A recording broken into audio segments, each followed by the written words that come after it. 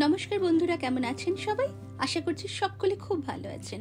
বিলেতের ঘরে বাইরের নতুন বছরের প্রথম ব্লগে আপনাদের সকলকে আবারও স্বাগত জানাই। প্রথমেই জানাই নতুন বছরে বড়দের প্রণাম, ছোটদের ভালোবাসা আর অনেক শুভেচ্ছা। আশা করছি যারা এতদিন সঙ্গে ছিলেন আগামী দিনগুলিতেও আপনাদের পাশে নিয়ে এগিয়ে যেতে পারবো আর বড় একটা পরিবার গঠনের উদ্দেশ্যে। তাই আমার বিলেতের ঘরে বাইরের পরিবারের সকল সদস্যদের জানাই আমার আন্তরিক কৃতজ্ঞতা ও ধন্যবাদ। ঠান্ডা সূর্যালোকহীন ইংল্যান্ডে 1 জানুয়ারিটা আর 5টা দিনের মতোই অতিবাহিত হয়। দিন তার আপন গতিতেই পৌঁছে দেয় অপর একটি দিনে।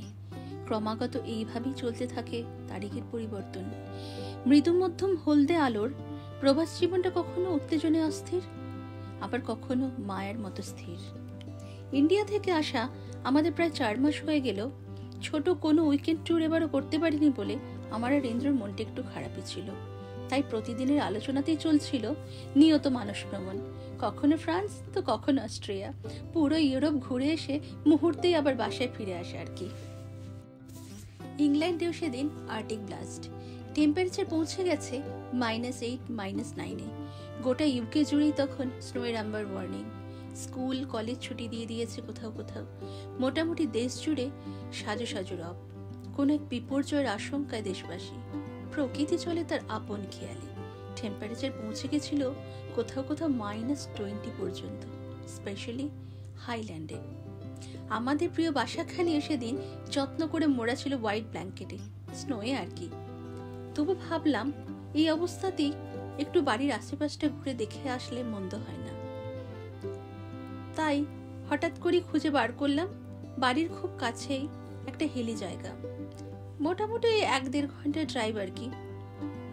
ঘর হতে শুধু 2 পা ফেলিয়া, এরকমই আর কি। এক রাত্রি স্টে। ব্যাগ গুছিয়ে বেরিয়ে গেলাম ডার্বিশায়ারের উদ্দেশ্যে।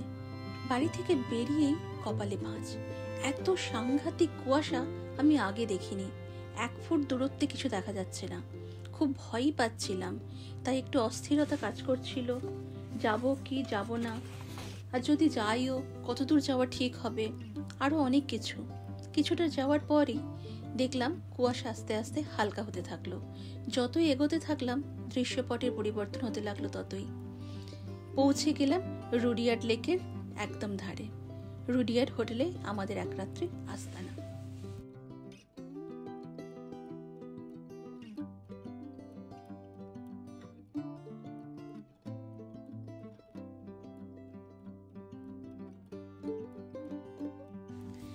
শুনলাম আবারও স্নোফল শুরু হয়েছে, নিচে নামা যাবে না। সম্পূর্ণ বরফের চাদরে মোড়া মৌন মুখর শীতল একটা ছবি। প্রকৃতির ক্যানভাসে তখন সাদা কালো রঙের খেলা। কি অপূর্ব তার সৌন্দর্য! মাদকতা দেখে মুগ্ধ না হওয়ার উপায় নেই। নিস্তব্ধতারও যে স্নিগ্ধ শব্দ আছে তা কান পাতলেই শোনা যাচ্ছে। এই রকমই হঠাৎ পাওয়া দিনই মাঝে মাঝে রোজকার ব্যাকরণ বদলে দিতে আসে। ধূসর দিনেও উত্তাপ ছড়া জীবনে।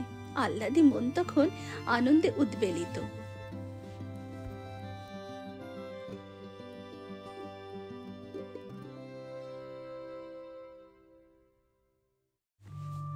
এই রুডিয়ার্ড হোটেলটি বেশ পুরনো। এটা আনুমানিক 1850 সালে তৈরি হয়েছিল। আমাদের বুকিং ছিল ওদেরই একটা কটেজ। কটেজটির একটু বর্ণনা দিয়ে নি। কটেজটা বাইরে থেকে পুরোপুরি স্টোনের তৈরি, কোনো ব্রিক ওয়ার্ক নেই। আর ভেতরটা ছিল টিউডার হাউসের স্ট্রাকচার, মানে অনেক পুরোনো দিনের স্ট্রাকচার।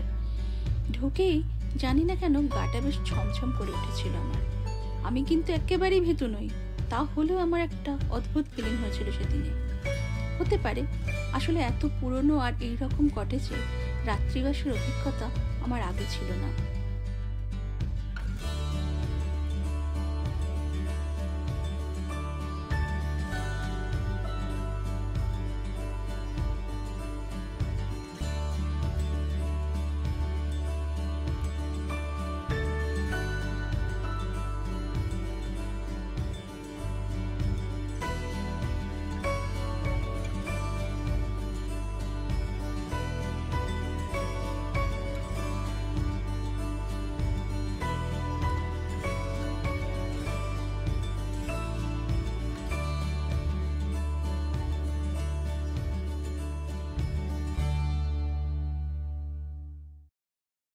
বাইরে তখন তাপমাত্রা -8। লাগেজপত্র রেখে একটু আশেপাশটা হেঁটে দেখলাম।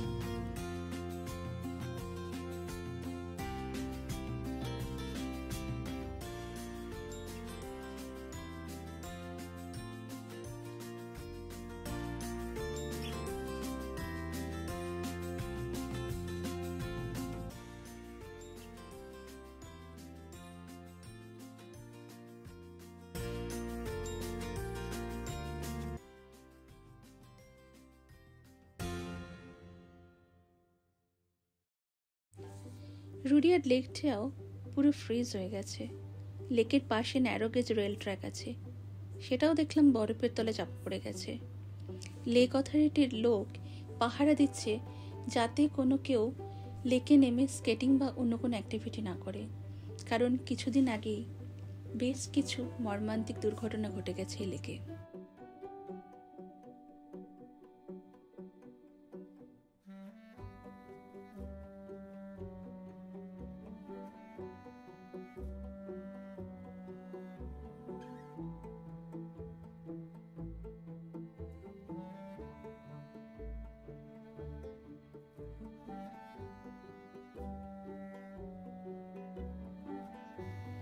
যাই হোক, প্রকৃতির সাথে অন্তরঙ্গ হতে না হতেই নেমে এলো সন্ধ্যা।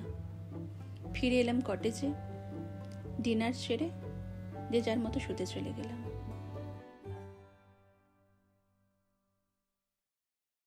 হঠাৎ করেই ঘুম ভেঙে গেল। রাত তখন কটা ঠিক জানি না। হঠাৎ চোখ রাখলাম জানালায়। বিশ্ব চরাচর তখন ভেসে যাচ্ছে জ্যোৎস্নার আলোয়। শ্বেত শুভ্র বরফের উপর জ্যোৎস্নার আলো। প্রকৃতি তখন তার মায়াজাল বুনেছে আদিগন্ত জুড়ে। অপার্থিব এক মায়াময় সময়ের সাক্ষী হয়ে রইলাম।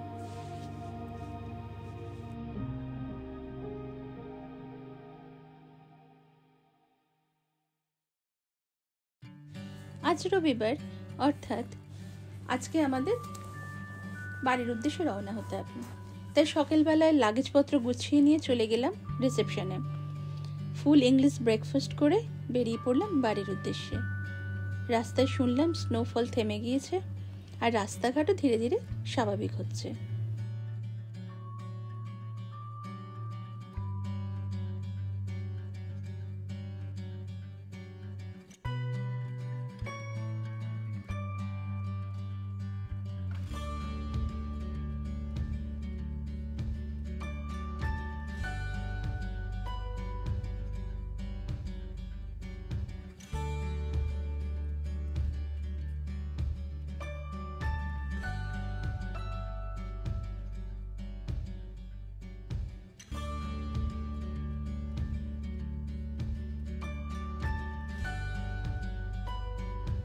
দীর্ঘদিন ইউকেতে বাস করে এই রকম অভিজ্ঞতা মাত্রই দুবার হলো। একবার হয়েছিল 2017-তে, তারপর আর এই 2025-এ। যাই হোক, কখনো কখনো একটা সাধারণ ঘটনা যা শীতপ্রধান দেশের রোজনামচার মধ্যেই পড়ে, তাও যে এরকম রূপকথার জন্ম দিতে পারে তা অনুভব না করলে বোঝা যেত না।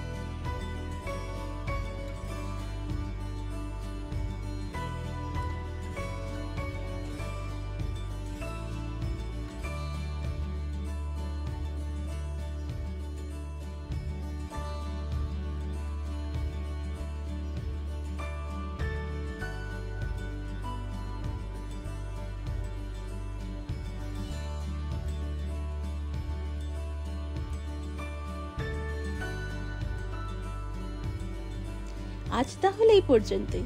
দেখা হচ্ছে পরের একটি ব্লগে খুব তাড়াতাড়ি। আর আপনাদের যদি আমার এই ব্লগটি ভালো লেগে থাকে তাহলে প্লিজ একটু লাইক, শেয়ার, সাবস্ক্রাইব করে পাশে থাকবেন। শুভরাত্রি।